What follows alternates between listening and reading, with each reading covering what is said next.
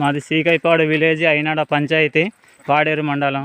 మాకు అనారోగ్యం బాగోలేక పేషెంట్ని హాస్పిటల్కి తీసుకువెళ్ళడం కోసం నానా అవస్థలు పడుతున్నాము. చూడండి, మాకు ఈ 3 గ్రామాలు సీకైపాడు, రెల్లిబంద, గాతపనుకు ఈ గ్రామాల్లోని ఇదే కష్టాలతో ఎక్కువ ఇబ్బందులు పడుతున్నాము. మాకు రోడ్డు కావాలని ఎన్నిసార్లు మనకు పాడేరులో ఐటీడీఓకి వెళ్ళినా సరే, నెక్స్ట్ ఎమ్మెల్యే మేడం గారిని వెళ్ళినా సరే ఎటువంటి స్పందన లేదు.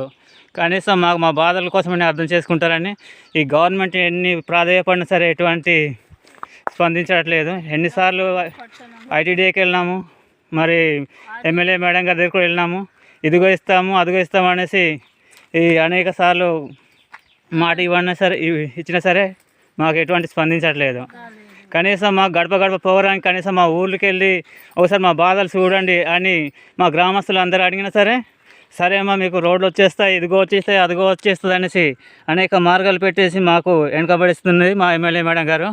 మా బాధలు చూడండి, మొన్న ఒక పేషెంట్ చనిపోయింది, ఇంకా నెల ఒక పేషెంట్ అలా చనిపోతూ ఉన్నారు. అయినా సరే మా బాధల కోసము ఈ గవర్నమెంట్ ఎటువంటి స్పందించట్లేదు. కనీసం ఇప్పటికైనా సరే మాకు రోడ్డు సౌకర్యం కల్పిస్తే మా గ్రామస్తులం కొద్దిగా బాగుంటుంది అనేసి మా గ్రామస్తులందరూ కోరుకుంటున్నాము. చూడండి మా బాధలు. ఈయన బాగా సీరియస్గా ఉన్నారండి. ఇప్పటికైనా సరే గవర్నమెంట్ స్పందించండి సార్.